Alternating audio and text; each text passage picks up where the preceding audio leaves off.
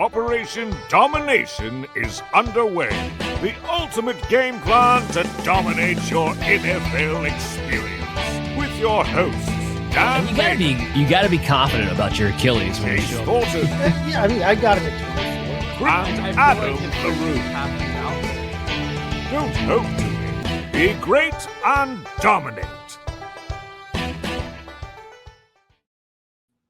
Well, all right. Welcome back into another episode of Operation Domination. You can download on your favorite podcast app or check out our video content when you go to the Fantasy Football Advice Network YouTube channel at FF Advice Net. It's 3 weeks in a row, and I'm flying solo again today. As always, I'm your host, Dan Mader.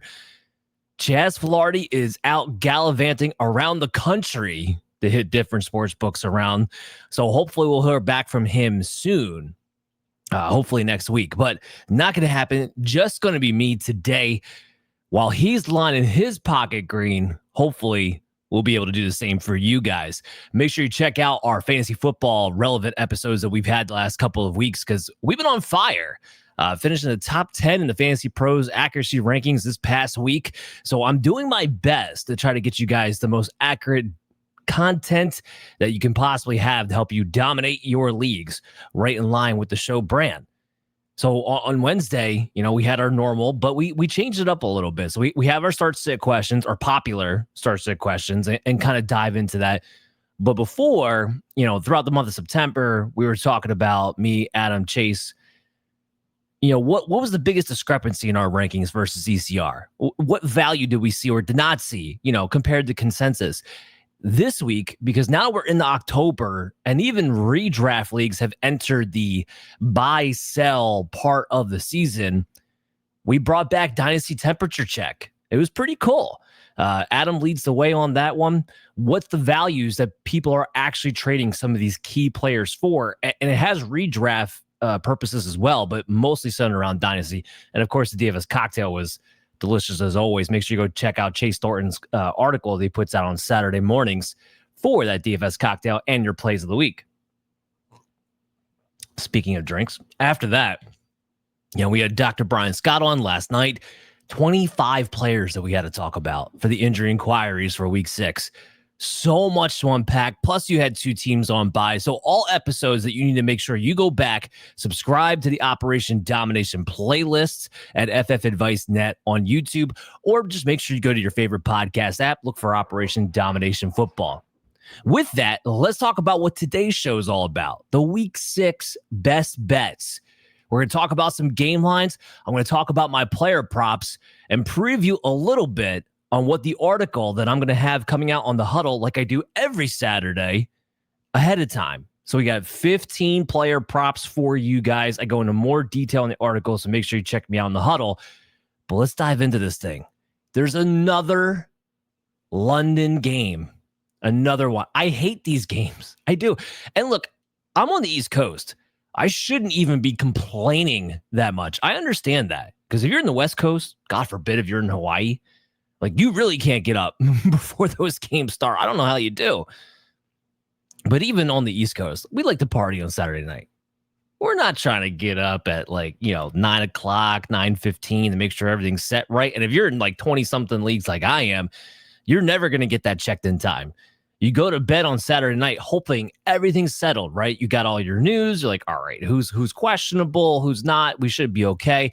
Inevitably, there always winds up being somebody who's a last-second scratch because keep in mind, it's the afternoon in London. And that's the problem. So you go through warm-ups, and some of these players wind up pulling something during the warm-up. You can't prepare for it. Oh, the Jalen Warren thing a couple weeks ago comes to mind. How many times have we been burned on situations like that? Oh, get rid of it. I hate it. If you're going to have an international game, fine, but just do it at a reasonable hour. Pump it out to 7 o'clock their time. Come on. Give us a little break here. At any rate, I digress. So 9:30, Broncos and Jets. Make sure that you're all caught up on your players. I can tell you from this standpoint, nobody on the Jets or the Broncos seems to be super questionable heading into this game. Anybody you were going to play, we know is pretty much going to be available for this one. So that's the good news there. As far as the line goes, whenever you get these international games on neutral sites, it can get a little wonky, right? Everything's out of sorts. You're in a different country. First of all, when you're flying out to go practice for the week, you're playing at a way random time. Whether you're a West Coast or an East Coast team, it doesn't matter. Your body clock's all screwed up. So these things can get wonky because of those elements. But right now, the Broncos are favored at 7.5 points, and the over-under is sitting at 43.5. The Broncos have been 2-2-1 against the spread so far this season, 1-4 with over versus under. 4 of their games going under. The opposite is true for the Jets. 4 of their games have gone over, and they're 2-3 against the spread. So there's not a lot of trend data to kind of help us out here in this one, other than which one do you believe? Because the Jets defense has been terrible and it's not getting any better, a lot of their games have gone over. The Broncos defense is very good on the flip side of that. But the Broncos offense, I think, to me here is the key. How much do they actually push it? Sean Payton's all too happy to sit back and just win an ugly game when he's in a position to do so. We've seen it time and time again. So if anything, I'm leaning towards the under in this one. The Broncos defense should have no problem handling the Jets offense, which consists of really just 3 players. 2 of them are runners, and Fields and Brees Hall, and then Garrett Wilson, who's going to get the Patrick Surtain treatment. I don't see the Jets being able to put up a ton of points in this game. On the flip side of that, while the Broncos offense could put up a decent amount, again, I go back to when Sean Payton has the opportunity to just grind out wins, he takes it. He's not the Ben Johnsons of the world. He's not the Detroit Lions of the world. He doesn't put up points when the opportunity presents itself to do so, even though you might not have to. That's not his style. So I'm taking the under in this game at 43.5. I'm staying away from the line. Again, because the Broncos don't push it, that tends to let lesser teams hang around longer than they should. Are they the clearly superior team? Yes, 100%. But I'm staying away from the line in this game. I don't have any props for you guys in this one, but let's get into the Cardinals and the Colts. So the Colts are legit, first of all. And I can't believe it. Well, I can. I shouldn't say I can't believe it, because I was talking about in the offseason how the Colts did a lot of good things on the defensive side of the ball.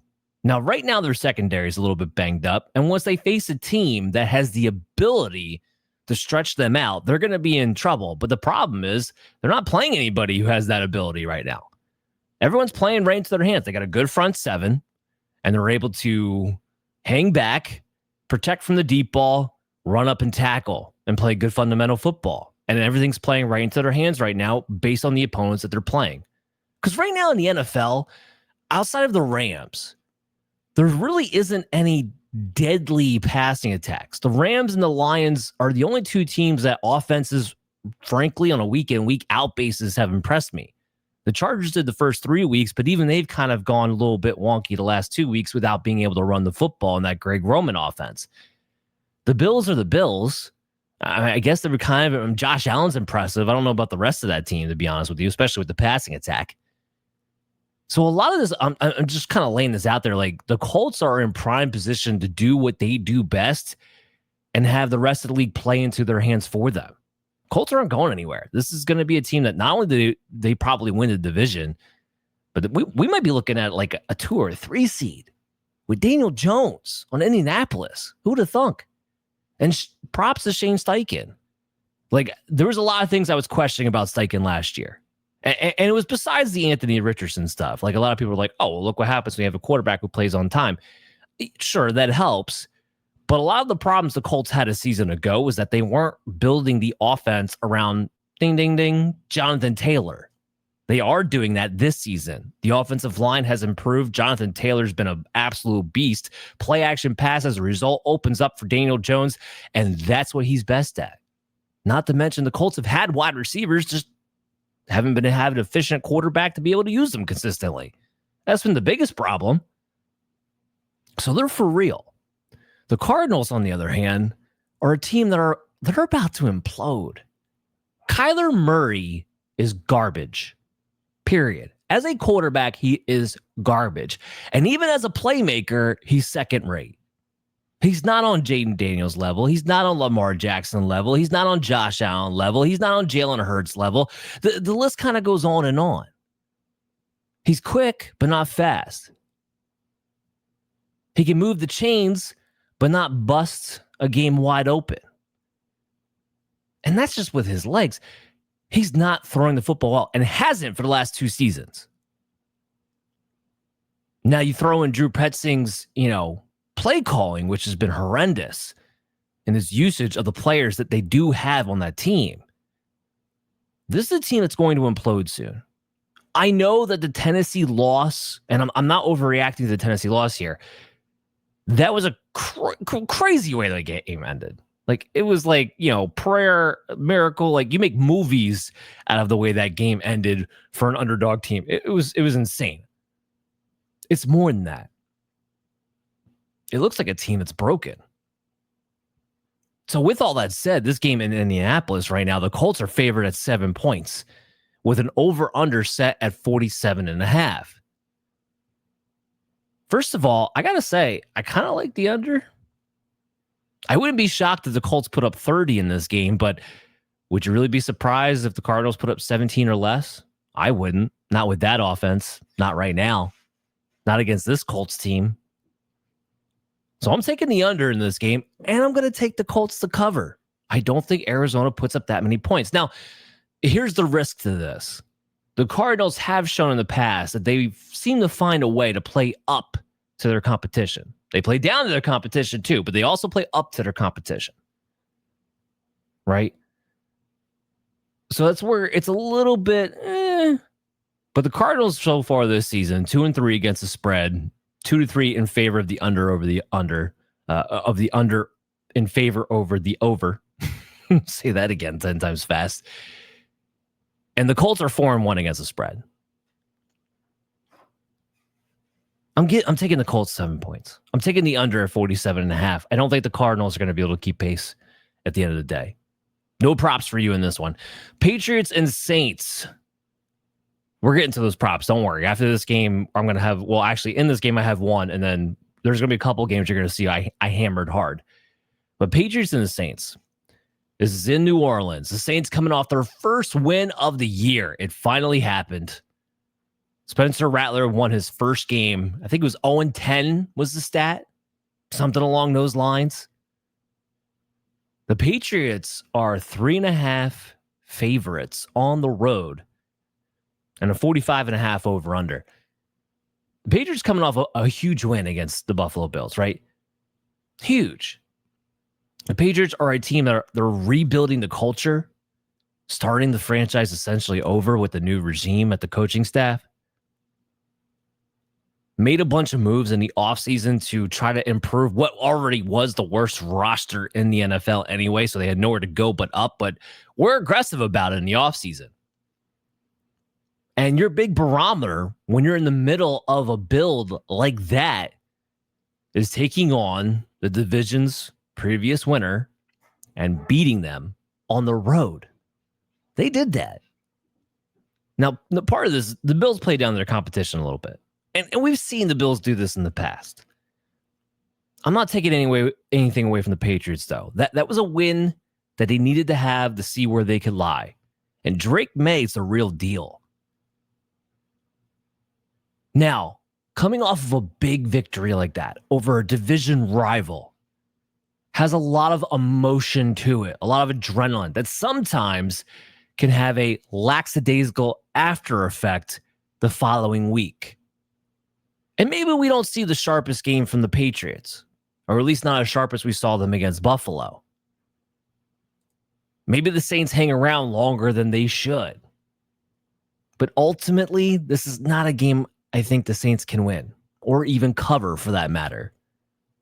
I'm taking the Patriots -3.5 is one of my big lock 'em in bets of the week. Right now, the Saints offense, they're operating in the middle short range part of the field. That's where the whole offensive attack, intermediate to the short range. That's where the whole offensive attack is focused in on. Patriots, they got Christian Gonzalez back. Their front seven is playing good Mike Vrabel brand fundamental defense. Nothing special. They're not rushing the passer at a crazy rate. They're not making crazy hard hits or making a lot of turnovers. They're playing fundamental football, Mike Vrabel brand style. So yeah, when you add that in and a Saints team that doesn't have a ton of firepower, to me, it's a no-brainer. The Patriots will cover this game even on the road at 3.5 favorites. They're 3-2 against the spread so far. Now, here's what's a little bit surprising, that the Saints are 2-3 against the spread. So they haven't been too schlubby in that area. But here's my first player prop that I have for you that I'm going to talk a little bit more in the article. But Chris Olave, reception yards, his line is sitting at 56.5. My projection comes in at about 48.8 receiving yards, somewhere around there. So I have a cover probability based on a 7.7 edge at 65% for Chris Olave.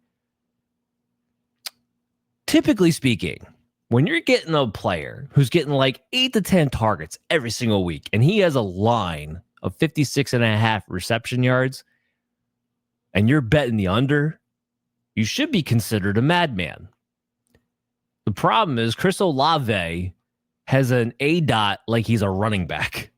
Remember when I said this whole offense is operating in the short range, middle part of the field? Yeah, Olave's part of that. I mean, like 10 targets, 10 receptions for like 45 to 50 yards. That's been the stat lines for Chris Olave. And now, like I said, with the Patriots getting guys like Christian Gonzalez back, they got a little bit tougher in the secondary. I mean, his last 3 games, he's averaging 45.3 yards. There's nothing explosive down the field. Spencer Rattler simply cannot stretch the field, period. It's not working out that way. So give me the under on Chris Olave at 56.5 receiving.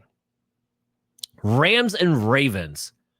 This looked like such a better matchup in the beginning of the season. Like, this was going to be an exciting one. We kind of had an idea, as long as Stafford was healthy, that this was more or less the version of the Rams that we were going to get.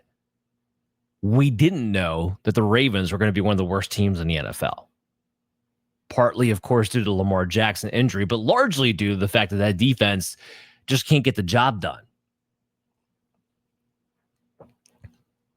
So the Rams come in to the Ravens at 7.5-point favorites on the road. Let me say that again. The Baltimore Ravens at home are 7.5-point underdogs. Oh, woof.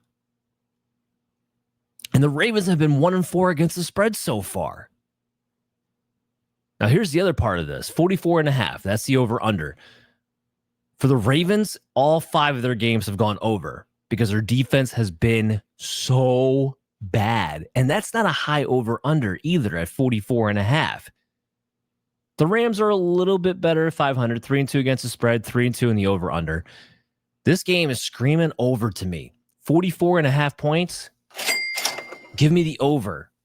The Rams are going to look for a bounce back week. And honestly, there's no reason why they shouldn't be able to get it with matchups like Puka Nacua, who you better believe for I think this is the 5th week in a row, I'm going to be betting the over on Puka Nacua's receiving yards prop line. And it's only missed once.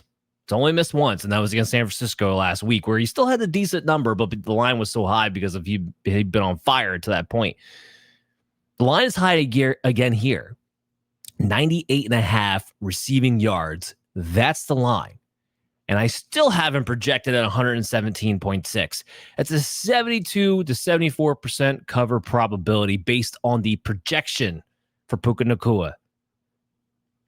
I could lay it out for you. He's averaging 122 receiving yards over the last 3 games. The Ravens have allowed the most receiving yards. Oh, I'm sorry, second most, because the Dallas Cowboys are still there. Second most receiving yards to wide receivers this season. And it's an offense that's funneling the ball to 2 players in the passing game and then Kyron Williams in the backfield. There's nobody on the Ravens right now who can nobody in the league can cover Puka Nacua right now so far this season. Definitely nobody on the Ravens. He is as sure of a thing to get over 100 yards as there can be this week for any player at their position. So yeah, Puka Nacua over 98.5 yards. I think he smashes that in a great matchup here against the Baltimore Ravens. All right, so let's see here. What's next? Browns at the Steelers. This game over under is 36.5, 37.5. It was at 37.5, moved to 36. I've seen it go back and forth. The point is this. I don't care what they move it to. Give me the under. You could make it 30 and I would still get the under. The Browns don't score points, but their defense is elite enough to make sure the other team doesn't score points either. The Steelers, Mike Tomlin, Arthur Smith, I'm talking about Sean Payton being all too happy about grinding out wins. Good God, they live on it. This game might not get 28 total. Like, maybe 29. I have it projected actually as a 17-10 ball game. So 27 points is actually what I have this projected at. And that would also be enough for the Steelers to cover because I do have the Steelers scoring 17 with the Browns scoring 10. I'm going to stay away from the Steelers at 5.5. It's a divisional game. We've seen a bunch of divisional games already this season get weird, especially when you're trying to bet with the spread. But the over-under, whether it's 37.5 or 36.5, by the time this game kicks off, I don't care which it is. Give me the under on that. Dylan Gabriel in this offense can only do so much for the Cleveland Browns, and the Steelers' defense going into their bye week was starting to play better anyway. And then, conversely, on the Steelers' offensive side, there's only so much firepower they have going up against an elite defense. So the under is the way to go. I'm not betting player props in a game that I think is going to be super ugly because too many wild cards can happen in games of grips like that. But don't worry, because this Seahawks-Jacksonville game, I'm going to pound this game. Pound this game with player props. It might even be it might even have a 4-pick parlay for you in the same game. So let's talk about that. It's in Jacksonville. The Seahawks on the road, and this is disrespectful. This is just flat out 100% disrespectful.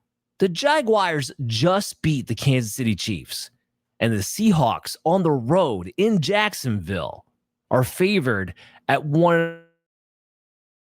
Disrespectful. They beat the Chiefs in a Monday night game. How is Seattle favored in this ball game? So here's what we're going to do.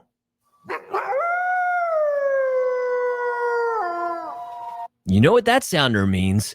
Jacksonville Jaguars straight up in this game is my underdog special of the week. 1.5 points in Jacksonville. Look, the Jaguars have been inconsistent. There's absolutely no doubt about that. But the Seahawks defense is one of the most overrated units in the NFL.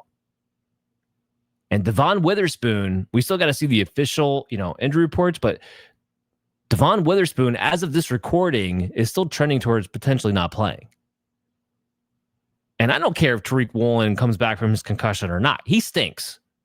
Nobody else besides Devon Witherspoon is worth a damn in that secondary. And this is not a team getting a ton of pressure on the other quarterbacks. So this plays in the Jaguars' hand to play their game.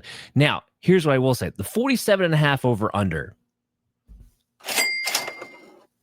I'm not usually a guy who takes a lot of unders when it comes to the totals, but I have so far tonight. I'm taking the under in that one.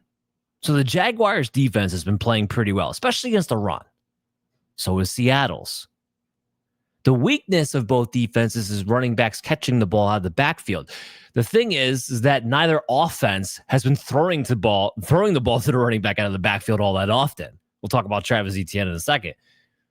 I think we all know about the Seattle Seahawks situation.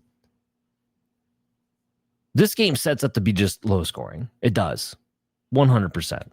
Because you have two passing offenses. Now, maybe Seattle less so, but they're kind of inconsistent. right? Sam Darnold, Trevor Lawrence. We know what their history has been. Now, I said Seattle less so because Darnold has been very, very good up until this point, but he also hasn't played a defense as hot as the Jacksonville Jaguars are right now. And I want to emphasize hot because when I look at this defense on paper, and I know they just made the deal where they sent off Tyson Campbell for Gavin Newsom. Okay, fine, whatever.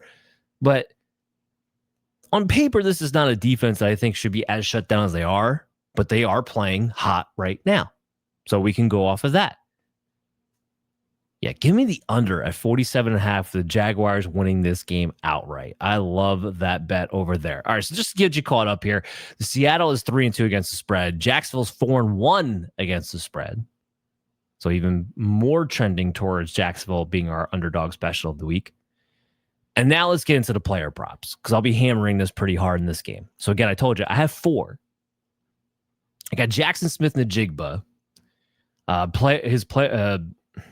I could talk, his player reception yards at 80.5 over under. I'm projecting him for 106.8.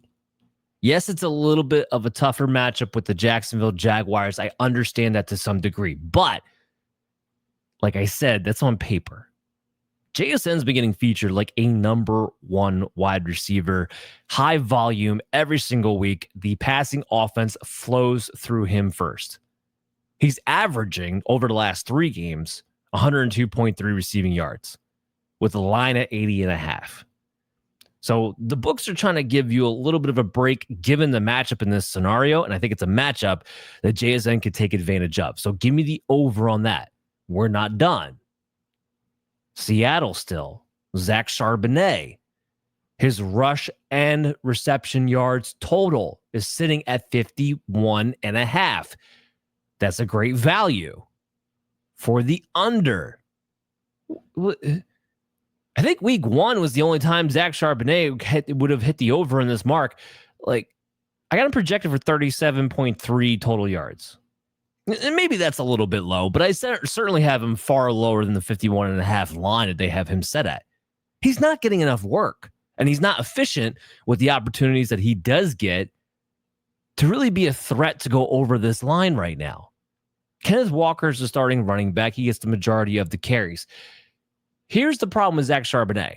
While snap-wise, he either is the same or maybe even a couple snaps more than Kenneth Walker because he plays more on passing downs, 2-minute drill, long down distance, and so forth. Even though he's out in the field, he's not getting the opportunities when he's out there. The only area of the field that Zach Charbonnet consistently gets legitimate opportunities is inside the 5-yard line. Which, I mean, great. Fantasy-wise, if you're chasing touchdowns, he's the guy you're chasing a touchdown with, sure. But betting-wise, for yardage purposes, that doesn't help. It doesn't help you get to 51.5 when you're already 5 yards in getting the ball. And that's where the majority of your work comes from in the first place. Could Charbonnet bust one at some point? Sure. But the one thing that's been really legitimate in my eyes with this Jacksonville defense has been the front 7. So give me the under 51.5 for Charbonnet on his total yards. Let's move to Kenneth Walker's total yards, shall we, since we brought him up. Now I'm going the opposite direction here. So his rush and receiving yards, the line is at 67.5. Now on this one, I have him projected at 77.6. Grant you, it has mostly to do with the rushing yards efficiency, as he's getting maybe a target here or there in the passing game. It's not very much, but maybe just a little bit to kind of help him out, which is why I take the rush and reception yards here at 67.5. So his last 3 games, he's been averaging 68.3 rushing yards by itself. So just the rushing alone on his average the last 3 games would kind of put him on the over. And then 13.7 receiving yards. That's mostly due to a 29-yard catch he had on Thursday Night Football against the Arizona Cardinals a couple of weeks ago. But we do know that Kenneth Walker, when he gets the ball in space, has the opportunities to make big plays. So that's what this boils down to for me, ultimately speaking. Now, the Jacksonville Jaguars have allowed 118.6 running back rushing and receiving yards per game. Now, obviously, that's to the unit the whole running back backfield of the other team, not just one player, but knowing what the usage is, Kenneth Walker likely to get the majority of that. Okay, we're still on this game. So this is for the 4 same game parlay player prop that we got going. Travis Etienne, his reception yards, his over-unders at 14.5. I have the under in this one too. I got him projected at about 8.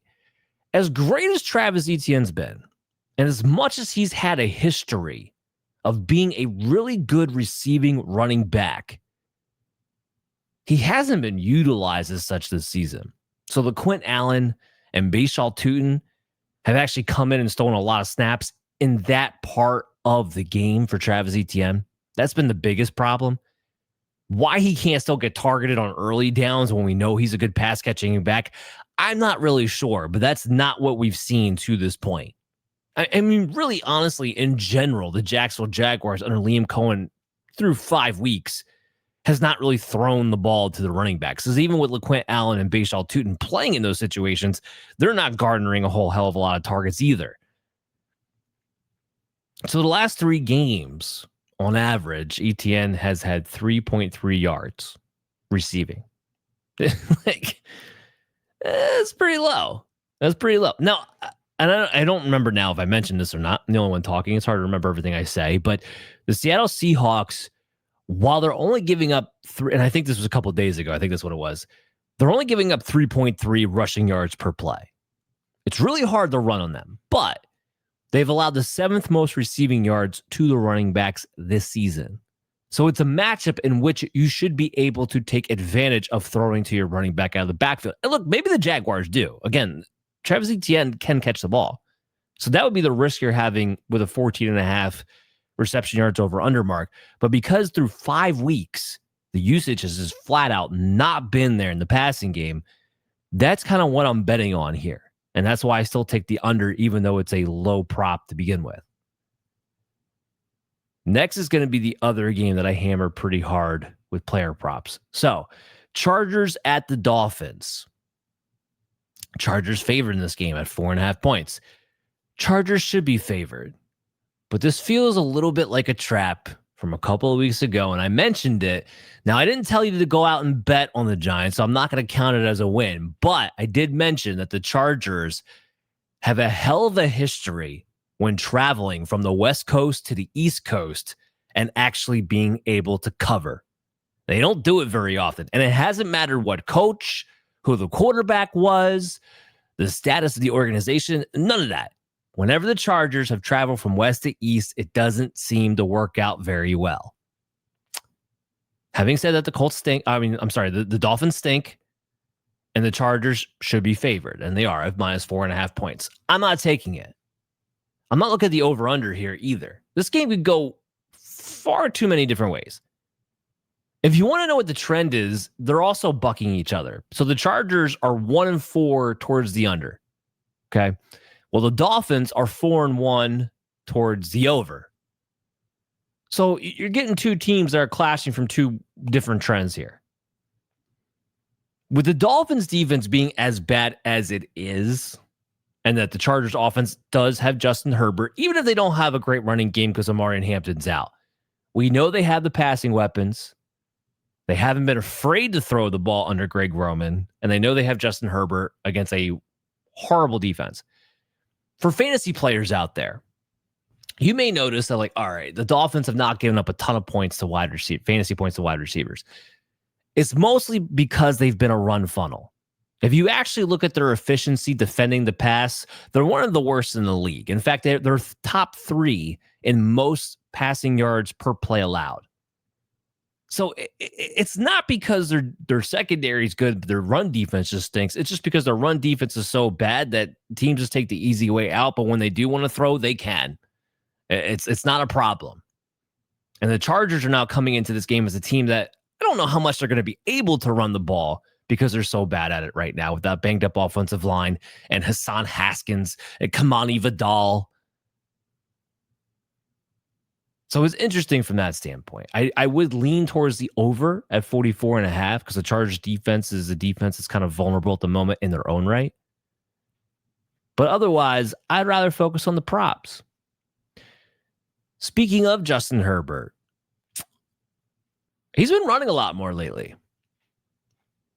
And his line in this game for his rushing yards is at 17.5. I have him projected for 30. I have him crushing this one. Now, he's actually averaged 30 rushing yards the last 3 games anyway. He's been scrambling. The lack of a run game when you have a mobile quarterback tends to lean on them, whether it's designed or scrambles, it doesn't matter, that they'll be the ones leading the way in rushing yards. I wouldn't be surprised if out of the next 4 games that Amari and Hampton is expected to miss, that Justin Herbert is the leading rusher in at least 2 of them. And it would track that would likely be this game as one of them. So give me Justin Herbert over 17.5 rushing yards in this. Love that bet against this Miami defense. Not done with this game. DeVante Etienne, reception yards, 30.5. Now, this is one of my tighter edges of the week. Okay? But I haven't projected 34.6.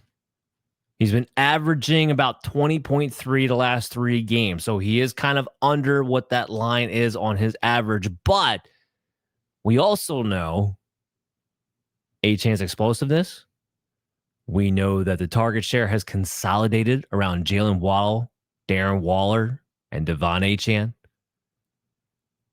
And we know that if we take in the expected game script, which is something I typically do when trying to project these players, the Dolphins should have to come back from behind at some point in this game. And one of the easiest things for them to do is to check the ball down to DeVante Etienne. So give me over 30.5 receiving yards just due to the usage heading his direction now with no Tyreek Hill. And the Chargers themselves allowing 24.4 receiving yards per game to the running backs too. I mean, they're not leaky valve, but they're also not stout either. Let's get to Darren Waller in this game because I'm also on Darren Waller. So his reception yards, 36.5 over under. Far too low. Like that should have been your initial reaction right there. If that was your first time hearing that. Darren Waller, 36.5 reception yards, far too low. I got projected at 52.5. Now, you can point out the fact that he didn't get a catch in the second half. I get that. But in the first half alone, the guy had 79 yards this past week. This team is desperate for playmakers. And I can't believe I'm this confident on a player who had a 2-year hiatus, but I am. 1, he's the only player they have they can throw a jump ball to. 2, outside of Jalen Waddle, he's the only other target that's a legitimate threat down the field. Period. So he's averaging 52.5 receiving yards right now. Like, get her done. The Chargers have been stingy against the tight end. That is true. But given how this offense is constituted, there's a likelihood that they're going to have somebody playing over the top for the Jalen Waddle deep ball. That opens up Darren Waller, who likely will be a red zone target as well. And when you only have a 36.5 yard line, being a red zone target can actually play into your favor of getting over in that instance. All right, so let's check this out. Cowboys and the Panthers. 2 teams trying to figure out which direction they're going to trend in. Plain and simple. The Cowboys are favored in this game on the road by 3 points. 49.5 over under. The Cowboys should smash. Bryce Young is awful. Just terrible. The experiment needs to end. And the Cowboys, even though they have one of the worst defenses in the NFL, don't get me twisted, have been kind of impressive. Dak in particular, considering there's been no CeeDee Lamb and Brian Schottenheimer, who I still don't believe in, is the head coach calling plays. It's actually looked okay. So Dallas is coming into this game 3-2 against the spread, but so is Carolina. There's nothing in the trend data that would tell you one way or another, other than I think the Cowboys are just flat out the better team. So give me them to cover by 3 points. All right, so let's talk about Javonte Williams. This is my player prop for this game. Rushing yards, 76.5 is his line on the over-under. And we just got word today that Miles Sanders is going to be out for the rest of the season. All aboard. Nobody in the way of Javonte Williams and his overall touches. Jadon Blue is not a factor when it comes to this. So 76.5, I got him projected for 89.5 on the ground against one of the worst run defenses in the NFL. And he's been averaging 98.7 rushing yards over the last 3 games anyway, with 18 to 20 attempts. That screams getting over 76.5. So I love this bet here for Javonte Williams against the Carolina Panthers. Now, next up, here's what we got. Titans and Raiders. I know. I try to just give that some dramatic, intro to make it sound more interesting than what it actually is. Other than this, unless you're betting on this game, unless you have fantasy players involved in this game, you don't care about this game. Even the Jets and the Raiders fans don't care about this game. It's brutal for both these guys. Oh man, or Titans and Raiders fans, excuse me. So the Raiders are favored at home at 4.5 points. The over/under set at 41.5. When you're dealing with 2 really bad teams like this, there's nothing to bet here on the overall lines. You want to live bet it? Go for it. Be my guest. The only trend that's really looking at right now is the Raiders are 1-4 against the spread. I know Tennessee won last week. It was so fluky. I know the Raiders been so awful. So this thing could go either way. And I don't have a ton of props in this game. 2 bad teams, unless there's somebody that really sticks out to you, makes it difficult to actually find value. So let's move on to the 49ers and the Bucs. It's in Tampa Bay. The Bucs are favored at 3.5 points. The over/under set at 47.5. Both teams are 3-2 against the spread. Both teams are 3-2 over versus under. I know people are looking at the 49ers like, whoa, they pulled off a crazy win against the Rams when they were 8.5-point underdogs with what's looking like it's going to essentially be the same team, maybe plus Jawan Jennings. Because Jawan Jennings might play. There's still no Purdy. There's still no Ricky Pearsall. George Kittle's not coming back till next week. Obviously, Nick Bosa's done for the year. It's hard to do it twice. Look, first of all, Shanahan knows how to win against McVay. He's proven that over the years. Tampa Bay has knocked off some really good teams. Now, they've done it in a fashion that I don't believe is sustainable by winning these games on the end of 4th quarter game-winning drives.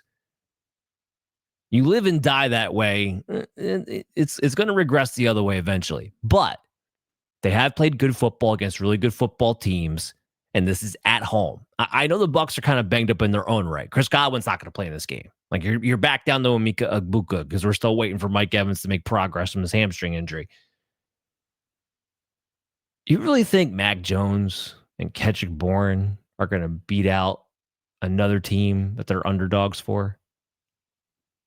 Really think it's going to happen? Baker Mayfield and Emeka Egbuka have been really good. So the Bucs are only 3.5-point favorites in this game. Give me the cover. Give me the cover. It doesn't make any sense not to. All right. So now, because I don't have any props for you in this game, let's move on. 4:00 hour. We got the Bengals and the Packers coming up. Packers coming off the bye week. The Bengals just traded for Joe Flacco. So they should have hope. No? Isn't that how that works? Maybe not so much. I don't think it makes a difference. It was funny to me that it was Joe Flacco because it was like, of all the trades you could have made to adjust the quarterback position, like you made the one that was the most unilateral move you possibly could have. Didn't get worse. Couldn't really get worse. Definitely didn't get better. Like when these 2 guys were playing, Joe Flacco for the Browns and Jake Browning for the Bengals, they were the 2nd and 3rd worst quarterbacks in the league. The worst one being Cam Ward to this point. Not all his fault, but that's where we are. So I don't think this makes a difference. Joe Flacco's problem is that he can't move anymore. He was behind a bad offensive line, getting smacked over and over again at a shotgun. Sound familiar? Because it should, because that's exactly what's going on with Jake Browning. So what's the difference? I mean, maybe Joe Flacco, even his old age, has a little bit of a better arm Jake Browning does. Maybe. That's about it. Now, this is a big over-under. A big line, I should say. It's not a big over-under. It's a big line. Packers are favored at 14.5 points. It can be a little nerve-wracking because the last time we saw the Packers with a big old line, they wound up losing the game outright to the Cleveland Browns. The Cincinnati Bengals do not have the Cleveland Browns defense. That's the big difference here. And this game's also in Green Bay. I typically don't do this because you typically don't get these lines. But I am going to take the Packers to cover at 14.5. I'm going to go on record taking the Packers at 14.5. I think they get a little bit of a bounce back. So they had two kind of rough games, right? Like they lost to the Browns. They tied with the Packers when they should have beat them up. They're 2-2 against the spread. They're actually 1-3 to the under, by the way. But the Bengals are 1-4 against the spread. You're bringing in Joe Flacco, who wasn't part of this team at all, and named him the starter day one after the trade. Maybe Zach Taylor shortens up the playbook and makes it real simple for him. Like, just throw the ball to Jamar Chase. And that's not a bad strategy. It's not. But he's going to get killed with this Packers pass rush. That's what I'm banking on here. And after the bye week, that the Packers are probably going to come out with their offense juiced up and ready to go. So give me the 14.5 there. I do have props to this game. And this has been a common one that I've been betting several weeks in a row now. Chase Brown rushing yards set at 45.5. I'm still taking the under. The starting running back, and I'm still taking the under on 45.5 rushing yards. The answer is yes. The answer is yes. He's averaged 23.3 rushing yards the last 3 games. Oh my God, it's been awful. This offense can't move the ball. The offensive line can't block. Doesn't matter if it's passing or rushing. They can't get a push. It's been so bad for Chase Brown. And I feel so bad for Chase Brown fantasy football owners out there. I really, really do. But I'm still going to take the under here. The Packers, I know they had a rough one against Javonte Williams, but it's still a top 5 team against the run right now. This is not an easy team to run on, especially when you don't have a good offensive line, and especially when the running back you do have is not a bruiser. Chase Brown is more reliant on getting outside the tackle and his finesse.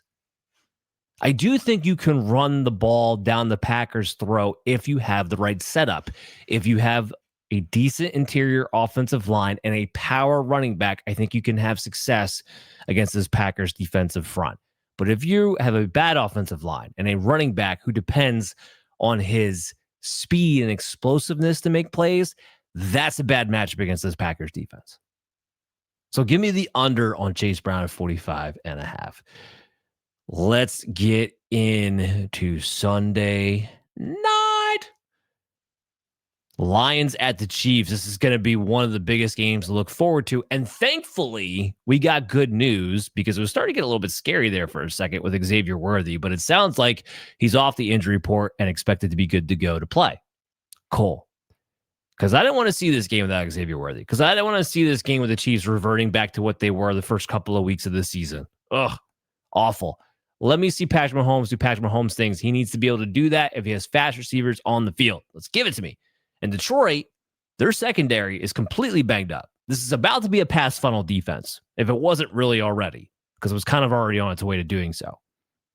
So this game, the Chiefs are home, favored at 2.5 points at home.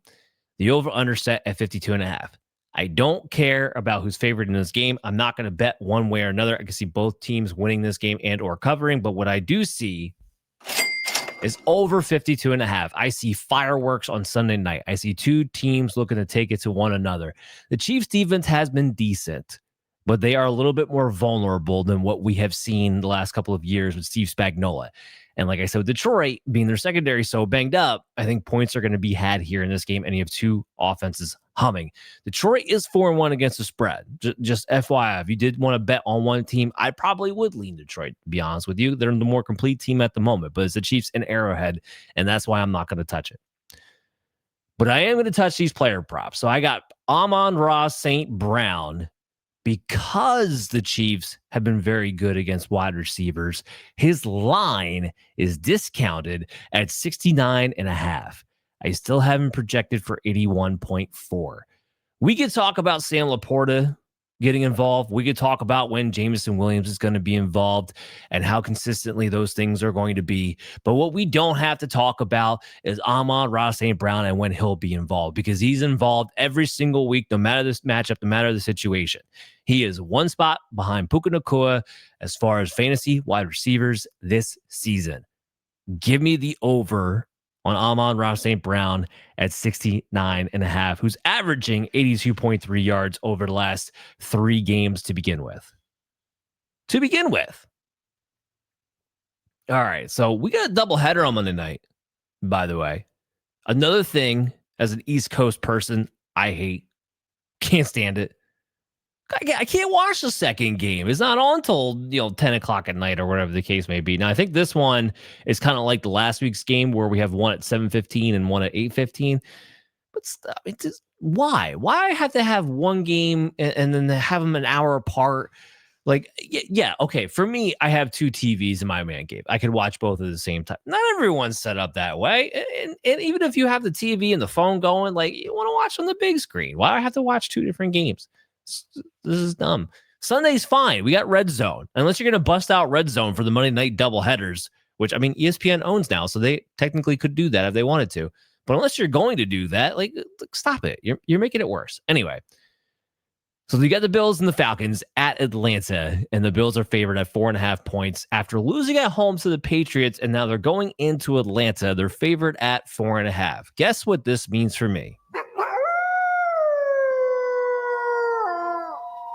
Now, I don't have the Falcons outright winning this game, but I do think they cover at 4.5 points. This is going to be a closer matchup than people think. Atlanta Falcons defense, I don't think a lot of the public has caught on to the fact that this is a decent defense this year.